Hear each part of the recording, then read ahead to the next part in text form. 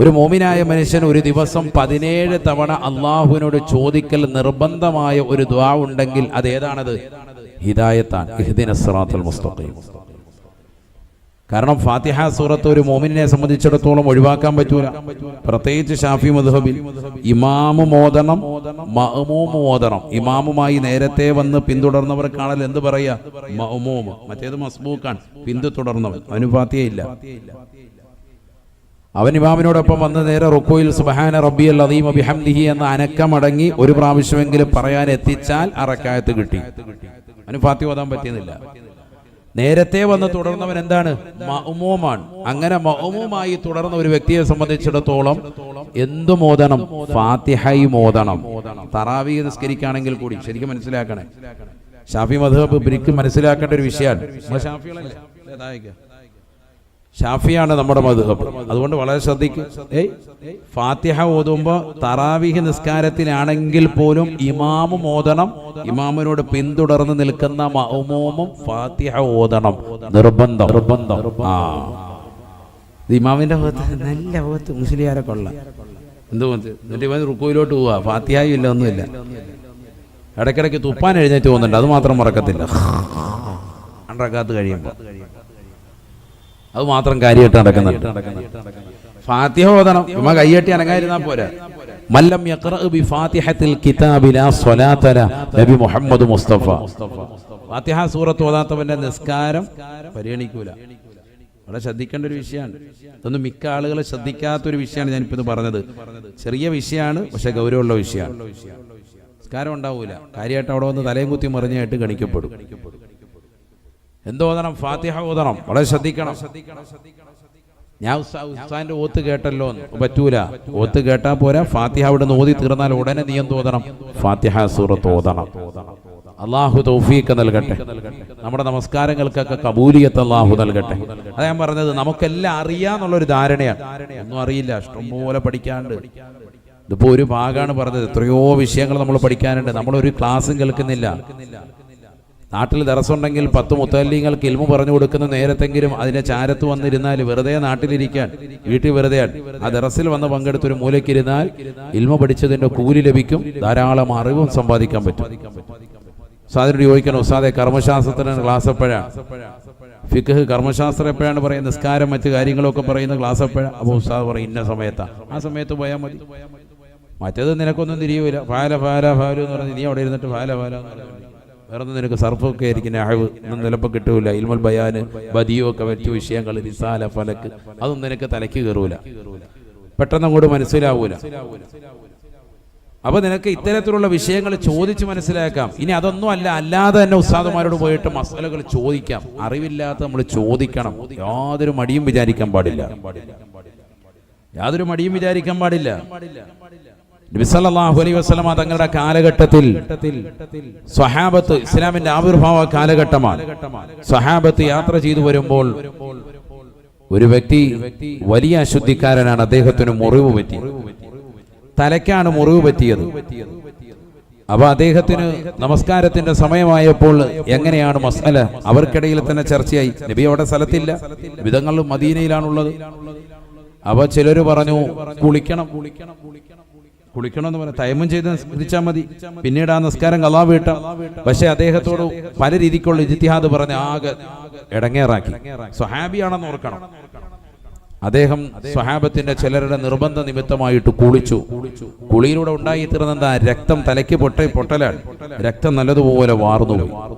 ചുരുക്കി പറഞ്ഞാൽ അദ്ദേഹം മദീന എത്തുന്നതിന് മുമ്പ് വഫാത്തായി. ഇന്നാ ലില്ലാഹി വ ഇന്നാ ഇലൈഹി റാജിഊൻ. ഹദീസാണിത്, ഞാൻ ചുരുക്കി പറയാൻ. ഇതറിഞ്ഞ നബി സല്ലല്ലാഹു അലൈഹി വസല്ലം തങ്ങൾ വളരെ കടുത്ത ഭാഷയിൽ അവരോട് പറഞ്ഞു, അറിവില്ലെങ്കിൽ നിങ്ങൾ ചോദിക്കണ്ടേ? എന്ത് വിവരക്കേടാണ് നിങ്ങൾ കാണിച്ചത്? നബി മുഹമ്മദ് മുസ്തഫ സല്ലല്ലാഹു അലൈഹി വസല്ലം തങ്ങൾ അവരോട് ദേഷ്യപ്പെട്ടു. ഇസ്ലാമിന്റെ തുടക്ക കാലഘട്ടമാണ്. ദീൻ ഇങ്ങനെ പഠിച്ചു വരുന്നതേ ഉള്ളൂ, സ്വഹാബത്ത് അറിഞ്ഞു വരുന്നതേ ഉള്ളൂ, മസലകൾ അറിഞ്ഞു വരുന്നതേ ഉള്ളൂ. നോക്കൂ നിങ്ങൾ. അപ്പോൾ ഒരാളുടെ മരണത്തിലേക്ക് പോലും എത്തിക്കാൻ കാരണമായി തീരുന്നു. നമ്മൾ സ്വന്തം ഇജ്തിഹാദ് ചെയ്യാണ്. ഇപ്പോഴും അങ്ങനെ മുജ്തഹിദീങ്ങളായി മാറുകയാണ് നമ്മൾ. അതങ്ങനെ ആയിക്കൂടെ? അങ്ങനെ എന്ത് വിഷയം വന്നാലും നമ്മൾ അങ്ങോട്ട് മറ്റുള്ള ഒരു രാജ്യത്തിലേക്ക്, അവിടെ സൗദിയിൽ അങ്ങനെയാണ്, അവിടെ എങ്ങനെയാണ്, ഇതാണെന്ന് പറഞ്ഞിട്ട് നമ്മൾ അതിനോട് ഖിയാസാക്കാണ്. ദീൻ പഠിക്കാനേ തയ്യാറാകുന്നില്ല. ഇല്ലെങ്കിൽ നമ്മുടെ സ്വന്തം ബുദ്ധിക്ക് കൊണ്ട് ഇജ്തിഹാദ് ചെയ്തിട്ട് നമ്മൾ കാര്യങ്ങൾ തീരുമാനിക്കുക. ഭർത്താവ് മരിച്ചതാകുന്ന ഭാര്യ 4 മാസവും 10 ദിവസവും ഇരിക്കണം, നിർബന്ധം. ഖുർആൻ പറഞ്ഞതാ. നമ്മളാണെങ്കിലോ 40 ദിവസം കഴിയും, ടാറ്റ ബൈ ബൈ. എന്നെ കൊണ്ട് മുല്ലക്കൽ ചെറുപ്പിനിരിക്കണം. അള്ളാഹു നമ്മളെ കാത്ത് സംരക്ഷിക്കും. ആണോ അല്ലേ? പിന്നെ കൊണ്ട് ഉമ്മായ നോക്കുമ്പോ അവിടെയാണ് ഉള്ളത്. സംഭവം എന്താ? 40 ദിവസം. 40 ദിവസം ആരാ പറഞ്ഞത്? അങ്ങനെ എവിടെയില്ല. والذين يتوفون منكم ويذرون أزواجا وصية لأزواجهم متاعا إلى الحول غير إخراج.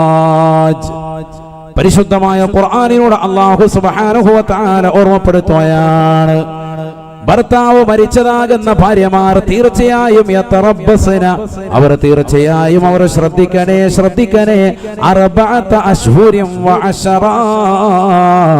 4 മാസവും 10 ദിവസവും ഇദ്ദ ആചരിക്കണേ. പരിശുദ്ധമായ ഖുർആൻ 4 മാസം 10 ദിവസം ഖുർആന്റെ കൽപ്പനയാണ്. അതിന് പണ്ഡിതന്മാർ തന്നെ പറഞ്ഞത് തഅബ്ബുദിയാണ്. നമുക്ക് പലതും ചിന്തിക്കാം, ഗർഭം ഉണ്ടോ എന്ന് നോക്കാനാണ്. അതൊന്നുമില്ല, അത് ഞങ്ങൾ ടെസ്റ്റ് ചെയ്തായിരുന്നു, ഗർഭമൊന്നുമില്ല, എന്നാൽ ഇനി ഇരിക്കണോ? വേണ്ട, അങ്ങനെയല്ല. തഅബ്ബുദിയാണ്. അതിന്റെ കാരണം പറയേണ്ടതില്ല, അല്ലാഹ് പറഞ്ഞതിന്റെ പേരിൽ ഇരിക്കുക. അങ്ങനെ തന്നെയാണ് ആ ഇമ്മത്തുകൾ രേഖപ്പെടുത്തിയത്. ചില കാര്യങ്ങൾ അതിലുണ്ട്. അതിന് ഇദ്ദ ആചരിക്കുക എന്ന് പറഞ്ഞാൽ വലിയൊരു സംഭവമായിട്ട് എടുക്കണ്ട. ചിലർക്ക് ഭയങ്കര സംഭവമായിട്ട് എടുക്കാൻ. ഇദ്ദ ആചരിക്കുന്ന സമയത്ത് പള്ളിയിലെ ഉസ്താദിനെ വിളിച്ചിട്ട് ചോദിക്കണം, ഉസ്താദേ ആരൊക്കെയാണ് കാണാൻ പറ്റുന്നത്, ആരൊക്കെയാണ് കാണാൻ പറ്റാത്തത്? ഇദ്ദ ആചരിക്കുന്നതിന് മുമ്പും നിനക്ക് അതേ മസലയാണ്, ഇദ്ദ ആചരിച്ചതിന് ശേഷം ആ മസലയാണ്. അറിയോ? നീ ഇന്നുവരെ അത് പഠിച്ചിട്ടില്ല. ഇദ്ദ ആചരിക്കുന്ന സമയത്ത് മാത്രം ഒരു മസല വന്നു, അങ്ങനെയൊന്നും എവിടെയും മസലയില്ല. ഇദ്ദ ഇരിക്കുന്നതിന് മുമ്പ് ആരെയൊക്കെ കാണാൻ പറ്റുമോ അവരെയൊക്കെ ഇദ്ദ ആചരിക്കുന്ന സമയത്ത് എന്ത് ചെയ്യാൻ പറ്റും? കാണാൻ പറ്റും. ഇദ്ദ ഇരിക്കുന്ന സമയത്ത് ആരെയൊക്കെ കാണാൻ പറ്റത്തില്ലായിരുന്നുവോ ദീനിൽ, അവരെയൊക്കെ തന്നെ കാണാനും പറ്റൂല. അതാരൊക്കെയാന്നുള്ളത് നിങ്ങൾക്ക് അറിയാത്തതാണ് പ്രശ്നം. നമ്മൾ നാട്ടുകാരെല്ലാം കണ്ടോണ്ടിരിക്കുകയാണ്, ബന്ധുക്കാരെല്ലാം കണ്ടോണ്ടിരിക്കുകയാണ് ഓൾറെഡി. ഇതിങ്ങനെ ഒരു സംഭവം വന്നു കഴിയുമ്പോഴത്തേക്ക് മുസ്ലിയാരെ എങ്ങനെയാന്ന് ചോദിച്ചു വിളിക്കുക. അതാണ് ഞാൻ പറഞ്ഞത്, ഈ വിഷയത്തിൽ ഒരു പെണ്ണിനെ സംബന്ധിച്ചിടത്തോളം നിർബന്ധമായും അറിഞ്ഞിരിക്കേണ്ട ഒരു മസല അറിയുന്നില്ല, പഠിക്കണം. അതാ ഞാൻ പറഞ്ഞത്, ഇൽമ എന്തൊക്കെ വിഷയങ്ങൾ വേണമെന്നുള്ളതാണ് ഈ സൂചന നൽകാൻ. നമുക്കെല്ലാം അറിയാം, എന്നാ ഒന്നും അറിയില്ല. അതാണ് ഈ പറഞ്ഞത്. ഭർത്താവ് കാലാകാലം ജീവിച്ചിരിക്കുവോ? ഇല്ല, ഏത് സെക്കൻഡിലും മരണം ഉണ്ടാവാം. ഒരു പക്ഷേ ചിലപ്പോൾ ഭാര്യയായിരിക്കാം ആദ്യം മരണപ്പെട്ടു പോകുന്നത്. അള്ളാഹു എല്ലാവർക്കും ആഫിയത്തുള്ള ദീർഘായുസ്സ് നസീബാക്കട്ടെ. പെട്ടെന്ന് അങ്ങനെ ഭർത്താവ് പൊടുന്നനെ മരണപ്പെട്ടു പോയി. ഭാര്യ, നീ അറിയണം ഇദ്ദ ആചരണം എങ്ങനെയാണ്. ആർഭാടങ്ങളൊക്കെ ഒഴിവാക്കി സാധാരണ രീതിയിൽ കഴിയുന്നത് പോലെ തന്നെ ദീനിയായ ചിട്ടയായ ജീവിതം നയിക്കുക, അതാണ് ഇദ്ദ ആചരണം. അല്ലാതെ ഏതെങ്കിലും റൂമിൽ കൊണ്ട് പൂട്ടിയിടലോ. ചിലർ അങ്ങനെ മനസ്സിലാക്കിയവരുണ്ട്. അങ്ങനൊന്നുമല്ല. അവർക്ക് അവരുടേതാകുന്ന വീടുകളിൽ തന്നെ റാഹത്തായ നിലയിൽ സാധാരണ കഴിയുന്നത് പോലെ തന്നെ കഴിയാം. അന്യ പുരുഷന്മാരിൽ ഒഴിവായി പുരുഷന്മാരിൽ തന്നെ ആരെയാണോ ദീനിൽ കാണാൻ വേണ്ടി അള്ളാഹു അനുവദിച്ചിട്ടുള്ളത് അവരെ കാണുകയും ചെയ്യാം ആവശ്യത്തിന്. നിസ്കാരത്തിന് സമയമായാൽ ശുദ്ധിയുള്ള സമയത്താണെങ്കിൽ കറക്റ്റായി നിസ്കാരം നിർവഹിക്കുക. ആഭരണങ്ങളൊക്കെ ഒഴിവാക്കുക. അതാണല്ലോ ആർഭാടങ്ങൾ ഒഴിവാക്കുക എന്ന് പറഞ്ഞാൽ. ആഭരണങ്ങളൊക്കെ ഒഴിവാക്കി എപ്പോഴും ശുദ്ധിയോടുകൂടിയും വൃത്തിയോടുകൂടിയും കുളിച്ചും മറ്റു കാര്യങ്ങളൊക്കെ ചെയ്ത് വലിയ അത്തറും മറ്റു കാര്യങ്ങളൊന്നും പൂശാതെ തന്നെ ഒരു റൂമിൽ ഇബാദത്തിലായി കഴിഞ്ഞുകൂടുക. മരണത്തെ ചിന്തിക്കുക. എൻ്റെ ഭർത്താവ് മരണപ്പെട്ടു പോയി, അടുത്ത ഞാനും മരണപ്പെട്ടു പോകും. നല്ലൊരു മരണവും നല്ലൊരു ദിവസവും നല്ലൊരു സമയവും എനിക്ക് ലഭിക്കണം. എൻ്റെ ഭർത്താവ് മരണപ്പെട്ടു പോകുമ്പോൾ നാട്ടുകാരൊക്കെ വന്നു ചേർന്നു, ദുആ ചെയ്യുന്നു. ഉസ്താദുമാർ വന്നു, ഉലമാക്കൾ വന്നു, ഉമറാക്കൾ വന്നു. എല്ലാവരും നല്ലത് മാത്രമാണ് പറയുന്നത്. നാളെ ഞാനും മരണപ്പെട്ടു പോകുമ്പോൾ 10 പേര് നന്മ പറയണം എന്ന ചിന്ത അവിടെ ഉണ്ടാവണം. ആവശ്യമില്ലാത്ത കറക്കം, അതുവരെ ഉണ്ടായിരുന്നതാകുന്ന ചാട്ടം, പുറത്തോട്ടൊക്കെ മാസത്തിൽ പുറത്തിങ്ങനെ ഇറങ്ങായിരുന്നു, അതൊക്കെ ഒഴിവാക്കുക. 4 മാസവും 10 ദിവസവും പരിപൂർണമായി ശ്രദ്ധ ചെലുത്തുക. ഒരു മോമിനത്തായ സ്ത്രീ ശ്രദ്ധിക്കേണ്ട കാര്യങ്ങളാണ്. ഈ രീതിയിൽ അവൾ പരിശുദ്ധമായ ദീനനുസരിച്ച് നിലകൊള്ള ഖുർആൻ ഓതാൻ അറിയുന്നവളാണെങ്കിൽ പരിശുദ്ധമായ ഖുർആൻ ഖത്മ് തീർക്കട്ടെ ഭർത്താവിന്റെ പേര്. ഒരു ഖത്ത് ഓതിയിട്ടുണ്ട്, 3 കൊല്ലം ഓതി ഊതുകയാണ്, അതെല്ലാവർക്കും അറിയാം. എന്നിട്ട് 3 ഖത്ത് ഓതിയത്. ഇപ്പൊ ഏറ്റവും വലിയ ഫാഷൻ എന്താ? മരിച്ചു കഴിയുമ്പോഴത്തേക്ക് ഒരാഴ്ച കഴിയുമ്പോൾ തന്നെ, അല്ലെങ്കിൽ 2 ആഴ്ച കഴിഞ്ഞ് 40 ആവുമ്പോൾ ദ്വാരക്കാൻ പറയുമ്പോൾ തന്നെ 50 ഖത്ത് ഓതി എന്ന് പറയും. ആരാ ഓതിയെന്ന് ചോദിച്ചാൽ ഓതിയവന് അറിവില്ല, ചുമ്മാ അങ്ങ് പറഞ്ഞേക്കാൻ ക്രെഡിറ്റ് കിട്ടാൻ വേണ്ടി. ഞാൻ ഒരു ഹത്തോ പച്ചക്കള്ളം പറയരുത്, പ്രത്യേകിച്ച് ദീനിന്റെ വിഷയത്തിൽ. 3 കുൽഹുവല്ലാഹ് ഊതിയിട്ട് ഞാൻ ഓതിയെന്ന് പറയുന്ന പരിപാടി ഖത്മിൽ നടക്കത്തില്ല. ഖുർആൻ ഖത്മ് തീർത്തെന്ന് പറഞ്ഞാൽ മിൻ അവ്വലിഹി ഇലാ ആഖിരിഹി, ഫാത്തിഹ മുതൽ സൂറത്തുൻ നാസ് വരെ ഓതണം. അത് നല്ല വൃത്തിയായിട്ട് ഓതണം. അങ്ങനെ ഓതിയതിന് ശേഷം അതിന്റെ തത്തുല്യമായ പ്രതിഫലം ഇന്ന ആളിലേക്ക് ഹദിയ ചെയ്യണം, എങ്കിലേ നിനക്ക് അയാൾക്ക് വേണ്ടി ഓതിയെന്ന് പറയാൻ പറ്റുള്ളൂ. ഇത് ഒരു ഹത്ത് ഓതി വെച്ചിരിക്കുകയാണ്, എന്നിട്ട് അതിന്റെ മിസ്ല സവാബ് സാഹുമാർ ദ്വാരക്കുന്നുണ്ട്. പിന്നെ അതുപോലെ പിടിപ്പിക്കുക. എളാമ മരിച്ചപ്പോഴത്തേക്കും, കൊച്ചുമ്മ മരിക്കുമ്പോഴും നമ്മുടെ വക, മൂത്താപ്പ മരിക്കുമ്പോഴും നമ്മുടെ വക. ആകെ ഒരു ഹത്വ ജീവിതത്തിൽ ഓതിയത്. എല്ലാവർക്കും ഇതിന്റെ തത്തുല്യമായ പ്രതിഫലം കൊടുക്കുക. എപ്പോഴും ഇവങ്ങടെ അത് പറ്റൂല. അതാണ്, അതൊക്കെ ഉഡായിപ്പ് പരിപാടികളാണ്. അവരവർക്ക് സെപ്പറേറ്റ് ആയിട്ട് തന്നെ ഓതാൻ പറ്റുമെങ്കിൽ അങ്ങനെ തന്നെ ഓതണം. അള്ളാഹു തൗഫീഖ് നൽകട്ടെ. ഇങ്ങനെ പറഞ്ഞാൽ കൂലി കിട്ടൂലേ? കൂലിയൊക്കെ കിട്ടും, പക്ഷെ നീ ചെയ്യുന്നത് നീചവൃത്തിയാണ്. എങ്ങനെ? ആ കുടുംബത്തെ തെറ്റിദ്ധരിപ്പിക്കാൻ. അവർ മനസ്സിലാക്കി നീ ഒരു ഖത്മ തന്നെ ഇവർക്ക് കൊടുത്തെന്നാണ്. സംഭവം ജീവിതത്തിൽ ഓതി വെച്ച ഒറ്റ ഖത്തമാണ്, എന്നിട്ട് അത് നാട്ടുകാർക്ക് മുഴുവൻ വിതരണം ചെയ്തുകൊണ്ടിരിക്കുക. അത് പറ്റൂല. വളരെ ശ്രദ്ധിക്കണം സഹോദരിമാർ, ശ്രദ്ധിക്കുക. ആ ഇതേ ഇരിക്കുന്ന സമയത്ത് സൂറത്തുൽ ഇഖ്ലാസ് 1,00,000 ഓതി തീർക്കാം. അള്ളാഹു തൗഫീഖ് നൽകട്ടെ. 2 രീതിയിലുള്ള മോചനമുണ്ട്. ഒന്ന് നരകീയ മോചനമുണ്ട്, മറ്റൊന്ന് ഖബർ ശിക്ഷയിൽ നിന്ന് മോചനമുണ്ട്. 2 രീതിയിലുള്ളത്. ഒന്ന് വലിയ മോചനം, മറ്റൊന്ന് ചെറിയ മോചനം. പണ്ഡിതന്മാർ പഠിപ്പിക്കുക. ഈ 2 മോചനവും കിട്ടാൻ സാധ്യമാണ്. ഒന്ന്, നരകത്തിൽ നിന്നുള്ള മോചനം ലഭിക്കാൻ 70,000 തഹ്ലീൽ ചൊല്ലി മരണപ്പെട്ടവർക്ക് വേണ്ടി ഹദിയ ചെയ്യണം. ഇമാമികൾ രേഖപ്പെടുത്തുന്നു. അതാണ് നമ്മൾ സാധാരണ മരിച്ചതിന് ശേഷം തഹ്ലീൽ ചൊല്ലുന്നത്. മനസ്സിലായിക്കോ? അതിനൊക്കെ അടിസ്ഥാനമുണ്ട്. ഇന്നൽ മൗത യുഫ്തനൂന ഫീ ഖുബൂരിഹിം 7 അയ്യാം. മരണപ്പെട്ടതിന് ശേഷം മുഅ്മിനായ മനുഷ്യനാണോ, അവന്റെ ഖബറിൽ 7 ദിവസം വരെ ചോദ്യമുണ്ടാകുമെന്ന് നബിയുനാ റസൂലുള്ളാഹി. ആണ് 7ന്റെ അന്ന് വരെ. ഫകാനോ, സഹാബത്തായിരുന്നു ആ ദിവസം വരെ അയ്യുതൈമു അൻഹും തിൽക്കൽ അയ്യാം. ആ 7 ദിവസം വരെ ആളുകൾക്ക് ഭക്ഷണ വിതരണം നടത്തിയിരുന്നു. സഹാബത്തിന്റെ പ്രവർത്തനം അതായിരുന്നു എന്ന് ബഹുമാനപ്പെട്ട ഇമാം താഊസ് റളിയല്ലാഹു അൻഹു, താബിഈകളിൽ പ്രമുഖനായ വ്യക്തിയാണ് സയ്യിദുനാ താഊസ് റളിയല്ലാഹു അൻഹു. സഹാബത്തിന്റെ പ്രവർത്തനം കണ്ട് പരിചയിച്ച വ്യക്തി. സഹാബത്ത് കഴിഞ്ഞാൽ പിന്നീട് ശ്രേഷ്ഠതയുള്ള വിഭാഗമാണല്ലോ ആര്? താബിഈങ്ങൾ.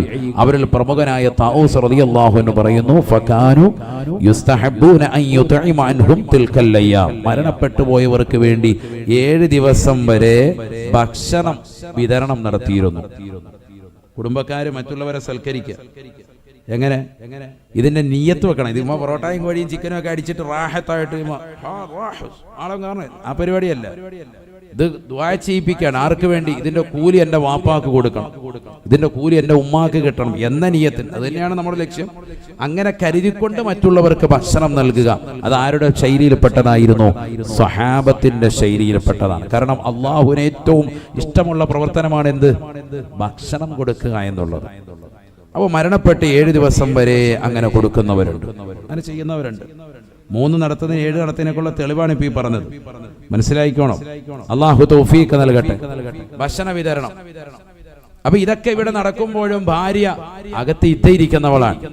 അവൾ ഇതിലൊന്നും ഭാഗവാക്കാകണ്ട. അതൊക്കെ സഹോദരങ്ങളും മക്കളും ഒക്കെ ആയിട്ട് അതങ്ങ് ചെയ്തോളും. ആൺമക്കൾ വീട്ടിലുണ്ടല്ലോ, അവരാ കാര്യം നടത്തും.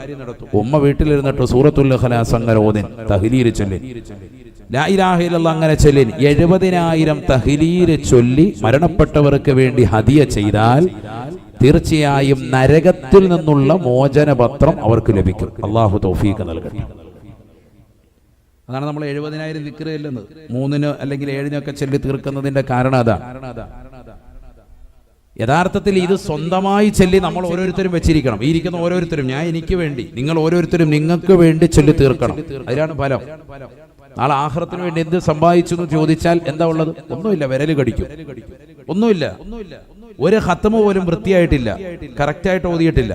2 റക്അത്ത് നിസ്കാരം പോലും നമുക്ക് ഇതുകൊണ്ട് ഞാൻ രക്ഷപ്പെടുമെന്ന് പറയാൻ നമ്മുടെ കയ്യിലില്ല, ഇതുവരെ ഇല്ല.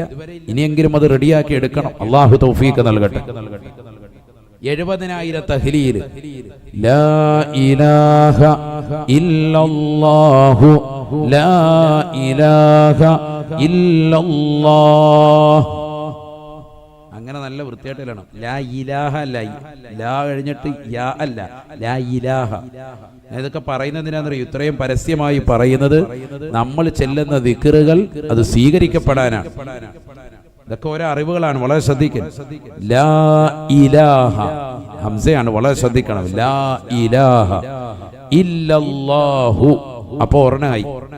ലാ ഇലാഹ ഇല്ലല്ലാഹ്. അവസാനം നീട്ടി ഹാന്റെ ഉച്ചാരണം കൊടുത്ത് തന്നെ നിർത്തണം. ഇതെങ്ങനെയല്ലെന്ന്? ലാ ഇലാഹ ഇല്ലല്ലാഹ് ലാ ഇലാഹ ഇല്ലല്ലാഹ്. ഇന്നാ പിടിച്ചോ പിടിച്ചോ. ഇത് ആർക്ക് വേണം നിന്റെ ലാ ഇലാഹ ഇല്ലല്ലാഹ്? 1000 ലക്ഷം ഇരുന്ന് ചെല്ലുക, കാര്യമായിട്ട് താളം പിടിച്ചിരുന്ന് ചെല്ലുക, ഒരു കാര്യമില്ല. നമ്മൾ ചെല്ലുന്ന പോലെയാണ് ഈ പറഞ്ഞത്. എടാ ദിക്ർ ചെല്ലുമ്പോൾ ഒരു അനക്കം ഉണ്ടാവും, സ്വാഭാവികമാണ്. പക്ഷെ ദിക്ർ ചെല്ലേണ്ട നിലയ്ക്ക് ചെല്ല്. ഉമ്മ പറഞ്ഞിങ്ങനെ തുറ ചാടിയിട്ട് എന്താ കാര്യം? ലാ ഇലാഹ ഇല്ലല്ലാഹു ലാ ഇലാഹ ഇല്ലല്ലാഹ്. ഇപ്പൊ 2 എണ്ണമായി. അങ്ങനെ അങ്ങോട്ട് ചെല്ലിക്ക. ഒരു 70,000 ഒരു ദിവസം എണ്ണം വെച്ചിട്ട് അങ്ങോട്ട് ചെല്ലും. ഒരു 1000 എങ്കിലും ഒന്ന് ഒരു ദിവസം ചെല്ലിയാൽ റാഹത്താണ്. 70 ദിവസം ആകുമ്പോൾ 70,000 തഹ്ലീലായി. അള്ളാഹു തൗഫീഖ് നൽകട്ടെ. 2 മാസം 10 ദിവസം മതി, മുടങ്ങാതെ ചെല്ലണം. ഇനി 500 ആണെങ്കിൽ അതിനനുസരിച്ച്. ഇതൊക്കെ നമ്മളെ കൊണ്ട് പറ്റും. സമയം കണ്ടെത്തി അത് ചെല്ലി ഒരു ബുക്കിൽ കുറിച്ചിടണം. ഞാൻ ഏറ്റവും കുറഞ്ഞ കണക്ക് പറയാം, 70,000 ചെല്ലിയാൽ നീ രക്ഷപ്പെട്ടു എന്നല്ല. നിസ്കാരവും മറ്റു കാര്യങ്ങളും വേണ്ടെന്നല്ല. ഇനി ആരും ഇതിന്റെ ക്ലിപ്പിറക്കിയിട്ട് വളച്ചൊടിക്കാൻ നിൽക്കണ്ട. ഇതിനൊക്കെ പറയാൻ നിസ്കാരങ്ങളും മറ്റു കാര്യങ്ങളും ഒക്കെ വേണം. അതിനോടൊപ്പം നമ്മൾ ശ്രദ്ധിക്കേണ്ട കാര്യമാണ് ഈ പറഞ്ഞത്. തഹ്ലീൽ ചെല്ലണം. ലാ ഇലാഹ ഇല്ലല്ലാഹ് ഏറ്റവും ശ്രേഷ്ഠമായ ദിക്റാണത്. അതിന്റെ മുകളിൽ മറ്റൊരു ദിക്റും ഇല്ല. ഞാനും എന്റെ മുൻകഴിഞ്ഞു പോയ സർവ്വ അമ്പിയാക്കളും ചൊല്ലിയിരുന്ന ഏറ്റവും ശ്രേഷ്ഠമായ ദിക്റാണ് ലാ ഇലാഹ ഇല്ലല്ലാഹ് എന്ന് നബി മുഹമ്മദ് മുസ്തഫ അള്ളാഹു തൗഫീഖ് നൽകട്ടെ. അതൊരു 70,000 മുടങ്ങാതെ ചെല്ലി വെക്കേണ്ടതാണ്. ഇപ്പൊ ഈ ഉറൂസോടനുബന്ധിച്ച് നിങ്ങൾക്ക് തരുന്ന ഒരു വർക്കാണ് തരുന്നത്. അടുത്ത വർഷത്തിനുള്ളിൽ ചെയ്തു വെക്കണം. അടുത്തൊരു വർഷം എന്ന് പറഞ്ഞാൽ അതുവരെ നമ്മൾ ജീവിച്ചിരിക്കുമെന്ന് ഉറപ്പില്ല. അള്ളാഹു നമുക്കൊക്കെ ദീർഘായുസ്സ് നൽകട്ടെ. പരമാവധി അത് ചെല്ലി തീർക്കുക. ഓരോരുത്തരും ചെല്ലുക. എത്രയാണ് എണ്ണമെന്ന് ഞാൻ പറയുന്നില്ല. എണ്ണം കറക്റ്റ് ചെയ്തിട്ട് ഡയറിയിലോ ബുക്കിലോ കുറിക്കണം. 70,000 ദിക്ർ ചെല്ലണം. നബിയനാ റസൂലുള്ളാഹി സ്വല്ലല്ലാഹു അലൈഹി വസല്ലമ തങ്ങളോട് ബഹുമാനപ്പെട്ട അലി റളിയല്ലാഹു അൻഹു വന്നുകൊണ്ട് ചോദിക്കുകയാണ്, യാ റസൂലല്ലാഹ്, നബിയേ നബിയേ എനിക്കൊരു ദിക്ർ നൽകണേ റസൂലേ. അല്ലാഹുവുമായി ഏറ്റവും ബന്ധം സ്ഥാപിക്കാനാണ് ആദരവായ പ്രവാചകർ സല്ലല്ലാഹു അലൈഹി വസല്ലമ തങ്ങൾ തന്റെ പ്രിയപ്പെട്ട മരുമകനാകുന്ന ഫാത്തിമ ബീവി റളിയല്ലാഹു അൻഹ എന്ന കരളിന്റെ കഷ്ടമാകുന്ന പൊന്നുമോളെ വിവാഹം ചെയ്തതായ മരുമകനാകുന്ന അലി റളിയല്ലാഹു അൻഹുവിനോട് പറയുകയാ, ഖുൽ ലാ ഇലാഹ ഇല്ലല്ലാഹ് ലാ ഇലാഹ ഇല്ലല്ലാഹ് ലാ ഇലാഹ ഇല്ലല്ലാഹ് ചൊല്ലിക്കോ പൊന്നുമോനെ, നിനക്ക് രക്ഷപ്പെടാൻ സാധിക്കുമെന്ന് നബിയുനാ റസൂലുള്ളാഹി. അന മദീനത്തുൽ ഇൽമി വഅലിയുൻ ബാബുഹാ.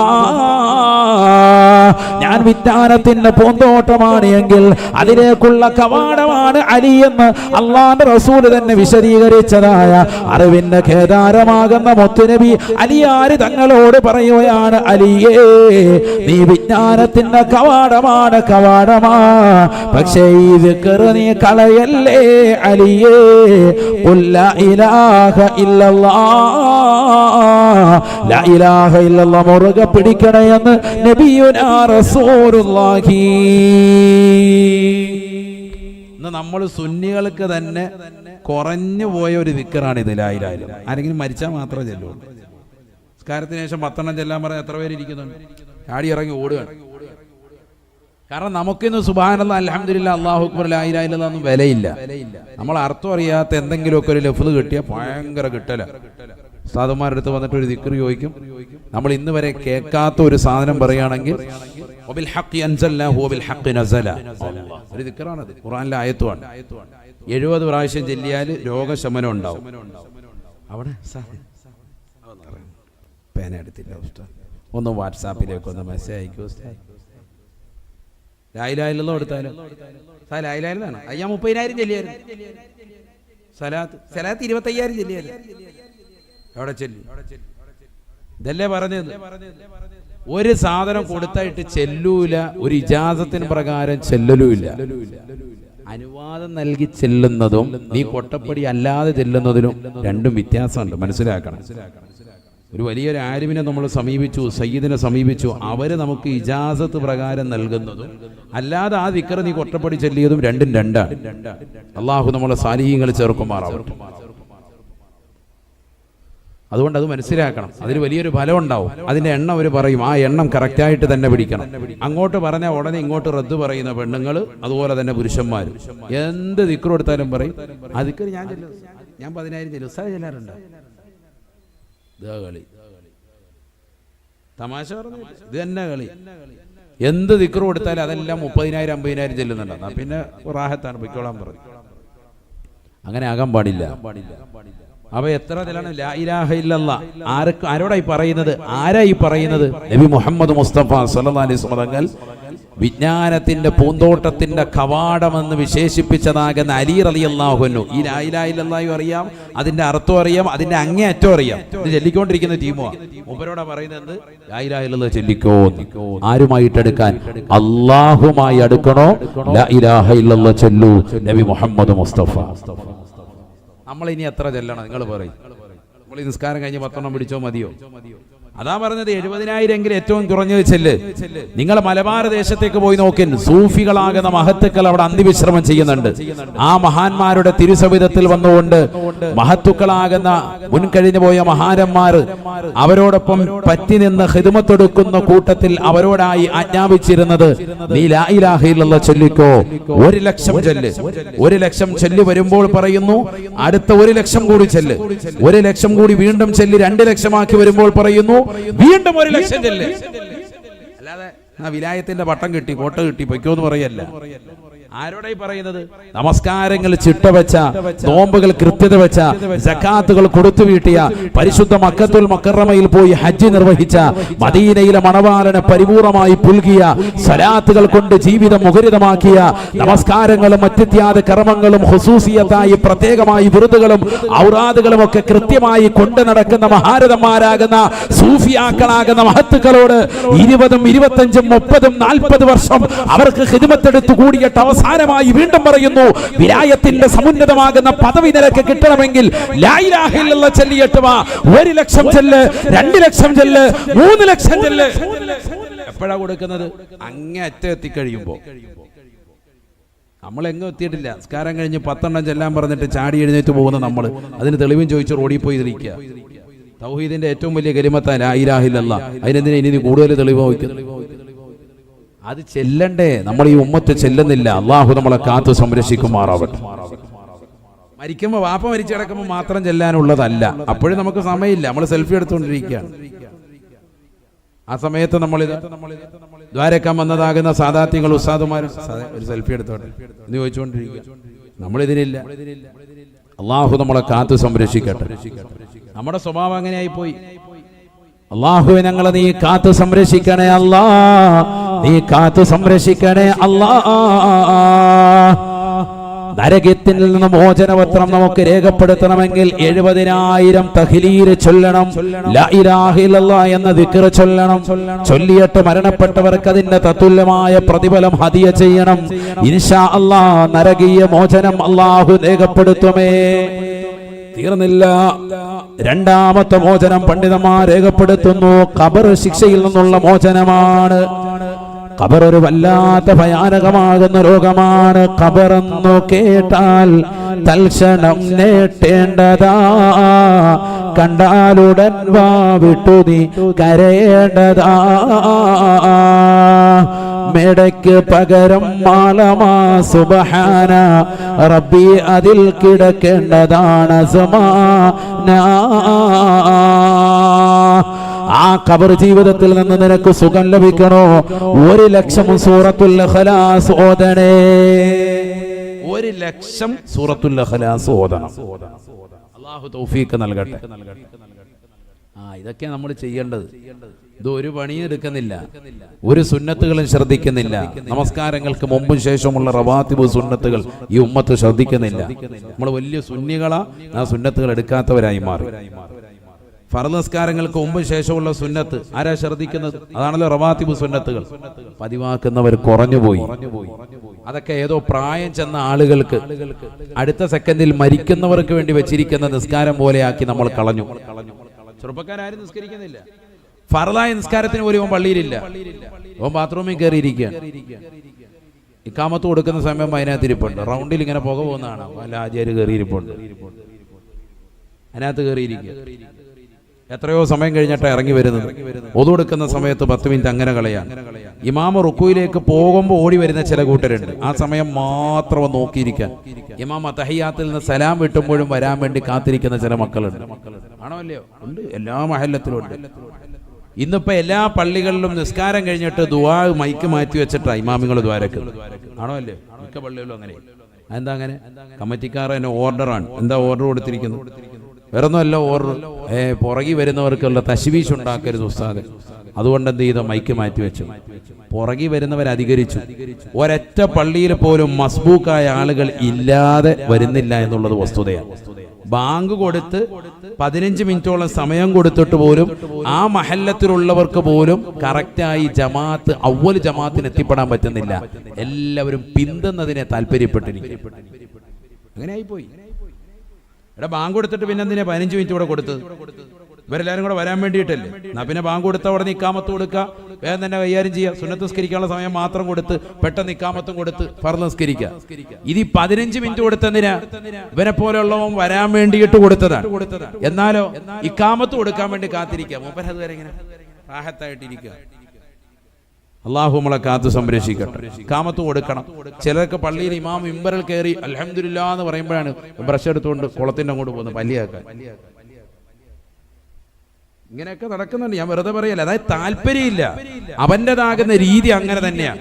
സുബഹിക്ക് 1/2 മണിക്കൂർ കൊടുക്കുന്നുണ്ട് അല്ലേ? എല്ലായിടത്തും അങ്ങനെ തന്നെയല്ലേ? ബാങ്ക് കൊടുത്തിട്ട് ഇവിടെ 15 മിനിറ്റ്. അതിന്റെ ആവശ്യമില്ല. ഞാൻ പറഞ്ഞത് എന്തിനാണ് കൊടുക്കുന്നതെന്ന് ചോദിക്കുന്നത്. കൊടുത്തിട്ടും ഇത്തരത്തിൽ വൈകുന്നെങ്കിൽ പിന്നെ എന്തിനു കൊടുക്കുന്നു? അതാണ് എന്റെ ചോദ്യം. മസ്ബൂക്കായ ആളുകൾ അധികരിക്കണം. എല്ലായിടത്തും തന്നെ കളി. അപ്പൊ നബിയുടെ കാലത്ത് വൈകിയില്ലേ? ഉടനെ അങ്ങോട്ട് ചോദിക്കുക. നന്നാവാനല്ല എപ്പോഴും ശ്രമിക്കുന്നത്. അന്നും വൈകുന്ന ആളുകൾ ഉണ്ടായിരുന്നില്ലേ? അന്നിങ്ങനെ സ്ഥിരമായി വൈകലില്ല. സ്ഥിരമായി വൈകുന്നവൻ ഇല്ല. അവൻ കാപട്യത്തിന്റെ അഹ്ലുകാരായിട്ടാണ് ഞങ്ങൾ കണക്കാക്കിയിരുന്നത് എന്ന് സ്വഹാബത്ത് രേഖപ്പെടുത്താം. സ്ഥിരമായി ഒരുത്തം വൈകി വന്നാൽ അല്ലെങ്കിൽ ജമാഅത്തിന് തൊട്ട് പിന്തി അങ്ങനെ നിൽക്കുന്നത് കണ്ടാൽ ഞങ്ങൾ തന്നെ കണക്കാക്കും അവൻ ആരാൻ? മുനാഫിഖാൻ. കാരണം ബാങ്ക് വിളിച്ചിട്ട് അതിന് കൃത്യമായി ഉത്തരം കൊടുക്കാതെ വീടിന്റെ അകത്തളത്തിലിരുന്ന് അവന്റെ ഇഷ്ടം തോന്നുമ്പോൾ അവന്റെ ജോലികളൊക്കെ തീർത്തിട്ട് അവസാനം ഇഖാമത്തിന് കൊടുക്കുന്ന സമയത്ത് മാത്രം പള്ളിയിലേക്ക് കയറാൻ വരുന്നവൻ അവൻ ആരാൻ? സ്ഥിരമായി ചെയ്യുന്നവനാണെങ്കിൽ അവൻ മുനാഫിഖാൻ, കപട വിശ്വാസിയാണ്, വിശ്വാസത്തിൽ കലർപ്പുള്ളവനാണ്. നമ്മൾ അങ്ങനെ ഉണ്ടോ എന്ന് ചിന്തിക്കും. ഉണ്ടെങ്കിൽ മാറ്റണം. അതിനാണ് ഈ പറഞ്ഞത്. 15 മിനിറ്റ് സമയം തരാൻ. നമുക്കെല്ലാവർക്കും അറിയാം ബാങ്ക് വിളിക്കുന്നത് എത്ര മണിക്കാൻ, സുബഹി എത്ര മണിക്കാൻ അറിയില്ല ഉസ്താദെ. റമളാനിലും മഗ്‌രിബിന്റെ സമയം അറിയായിരുന്നു. പിന്നെ എന്താ? ഫുഡ് കഴിക്കേണ്ടതുകൊണ്ട്. മറ്റേതൊന്നും നമുക്ക് ബാധകമല്ല. അപ്പൊ നിനക്ക് പഠിക്കാൻ ആവശ്യമുള്ളത് നീ പഠിച്ചു വെക്കും. റമളാനിലെ മഗ്‌രിബിന്റെ ബാങ്ക് 6:53 ഇപ്പോഴും ചിലർ കണക്ക് പറയുന്നുണ്ട്. സംഭവ സമയം അവിടെ നിന്നൊക്കെ പോന്നിട്ടുണ്ട്. ഇപ്പോഴും ബാങ്ക് എത്ര മണിക്കാണ്? 6:53 54 എന്നാ പറയും. കാരണം എന്താ? റമളാനിലെ ടൈം പഠിച്ചു വെച്ചിരിക്കാൻ. ഫുഡ് ഉള്ളത് കൊണ്ട് കറക്റ്റ് അത് പഠിച്ചു വെച്ചു. ഇതേപോലെ മറ്റു വക്കത്ത് എന്താ പഠിച്ചു വെക്കാത്തത്? നമ്മൾ മക്കത്തും മദീനത്തും ഉംറ നിർവഹിക്കാൻ പോകുമ്പോൾ സമയം ആദ്യം നോക്കി വെക്കും. കാരണം എന്തുകൊണ്ട്? ജമാഅത്ത് ശ്രദ്ധിക്കേണ്ട അഹ്ലുകാർ അതൊന്ന് പ്രത്യേകമായി ഗൗനിക്കും. അപ്പൊ നിനക്ക് ഗൗനിക്കാൻ അറിയാം. നാട്ടിൽ എന്തുകൊണ്ട് ഈ ഗൗനിക്കൽ വരുന്നില്ല? സുബഹിയുടെ ബാങ്ക് എത്ര മണിക്കാ ബാങ്ക് എന്ന് ചോദിച്ചാൽ എത്ര പേർക്ക് പറയാൻ സാധിക്കും? പറയണ്ട, മനസ്സിൽ വെച്ചാൽ മതി. എത്ര പേർക്ക് പറയാൻ സാധിക്കും? മഗ്‌രിബിന്റെ ബാങ്ക് എത്ര മണിക്കാൻ? സ്ത്രീകളോടും ചോദിക്കാൻ എത്ര മണിക്കാൻ? നമ്മൾ ആരും ഇതൊന്നും ശ്രദ്ധിക്കുന്നില്ല. ബാങ്ക് വിളിച്ചോ? ഇല്ല, അറിയില്ല, കേട്ടില്ല, ഇതൊക്കെയാണ് പറയുന്നത്. ഏകദേശം ഒരു ധാരണയാണ് 3:30ക്കും 4 മണിക്കും ഇടയിലാവാം. കൃത്യമായ ഒരു സമയം നമുക്ക് ശ്രദ്ധയില്ല. ഇത് വസ്തുതയാണ്. ഞാൻ പറഞ്ഞത് ഈ വിഷയമൊന്നും നമുക്ക് യാതൊരുവിധ ശ്രദ്ധയുമില്ല എങ്കിൽ പിന്നെ എങ്ങനെ നമ്മുടെ ആഖിറം ലക്ഷ്യമാകും? മക്കളെ എന്ത് വിഷയത്തിലും കുറ്റം കണ്ടുകൊണ്ടിരിക്കുന്ന ആളുകളുണ്ട്. ആ ബക്കറ്റ് ഒന്നും കൊണ്ടുവന്നില്ല ബാങ്ക്. ഞാൻ നിർത്തുക കേട്ടോ, 9:15 നമുക്ക് 9:30 ആകുമ്പോഴാണ് നിർത്തേണ്ടത്. 15 മിനിറ്റോളം. അള്ളാഹു നമ്മളെ സാലിഹ്യങ്ങൾ ചേർക്കട്ടെ. കരുനാഗപ്പള്ളിയിൽ നിന്ന് വന്ന സലീമീങ്ങളുണ്ട് ഇഷ്ടം പോലെ. ഇവിടെ ഒരു സലീമുണ്ട്, അവിടെ ഒരു സലീം, അവിടെ ഒരു സലീം, അവിടെ ഒരു സലീം. 4 സലീമാണ് വന്നിരിക്കുന്നത് കരുനാഗപ്പള്ളി. പിന്നെ എൻ്റെ കൂട്ടത്തിൽ നിന്ന് ആലപ്പുഴയിൽ നിന്ന് വന്നിരിക്കുന്ന സലീം, നമ്മളെ പഴയ സലീം. നൈസ് നാസറും ഉണ്ട്, കണ്ടില്ലേ?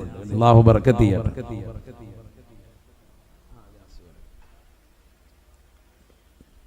അള്ളാഹു നമ്മളെ സാലിഹ്യങ്ങൾ ചെറുക്കുമാറാവട്ടെ. എല്ലാവിധ ഹൈറു ബറക്കാത്തുകളും അള്ളാഹു ചൊരിയട്ടെ. ആ ബക്കറ്റ് എല്ലാവരും ഒന്ന് കാര്യക്ഷമമാക്കി. വേറൊരു വിരിവില്ലല്ലോ, എന്തായാലും കൊടുക്കുന്നത് റാഹത്തായിക്കോട്ടെ. അള്ളാഹു ബർക്കത്ത് ചെയ്യട്ടെ. അള്ളാഹു നമുക്ക് നാഫിയ ഇൽമ പ്രയോജനപ്രദമാകുന്ന അറിവ് അള്ളാഹു നമുക്ക് നൽകി അനുഗ്രഹിക്കട്ടെ. ഈ കൂട്ടായ്മ അള്ളാഹു കബൂലാക്കട്ടെ. ബിലാൽ അൽ അസ്വരി അടക്കമുള്ള ഉസ്താദുമാരി മജ്ലിസിലുണ്ട്. അള്ളാഹു ബർക്കത്ത് ചെയ്യട്ടെ. ഏവം കൊടുക്കുക. അള്ളാഹു ബർക്കത്ത് ചെയ്യട്ടെ. പറഞ്ഞപ്പോ അവനൊന്ന് വിറച്ചെന്ന് തോന്നി.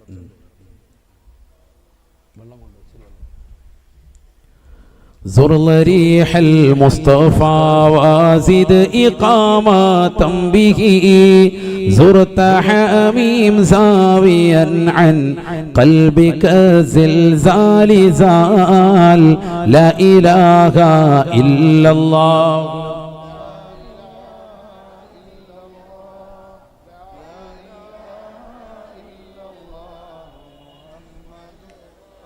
رب رب ربه لم يعرفا ولم يروب ربيبه لكن أضل القوم بالآراء راء لا إله إلا الله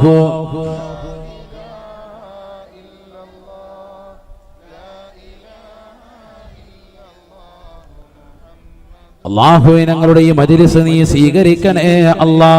എല്ലാ നിയ്യത്തുകളും നീ സാധൂകരിക്കണേ അല്ലാ. ഞങ്ങളുടെ പാപങ്ങളഖിലവും പൊറുക്കണേ നാഥാ. ഞങ്ങൾ ഈ കൊടുക്കുന്ന സദഖ ആഖിറത്തിലേക്ക് ഉപയുക്തമുള്ളതാക്കണേ അല്ലാ. നാഫിയ ഇൽമ ഞങ്ങൾക്ക് നീ നൽകണേ അല്ലാ. പ്രയോജനപ്രദമാകുന്ന അറിവ് ഞങ്ങൾക്ക് നീ നൽകി അനുഗ്രഹിക്കണേ അല്ലാ. ഞങ്ങളുടെ കുടുംബജീവിതം സന്തോഷത്തിലാക്കണേ അല്ലാ. സ്വാലിഹീങ്ങളായ സന്താനങ്ങളെ നൽകണേ അല്ലാ. നൽകിയിട്ടുള്ള മക്കളെ സാലിഹീങ്ങളിൽ ആബിദീങ്ങളിൽ ഹാഫിളീങ്ങളിൽ ചേർക്കണേ അല്ലാഹ്. അല്ലാഹു നമുക്ക് നാഫിയ ഇൽമ നൽകുമാറാവട്ടെ.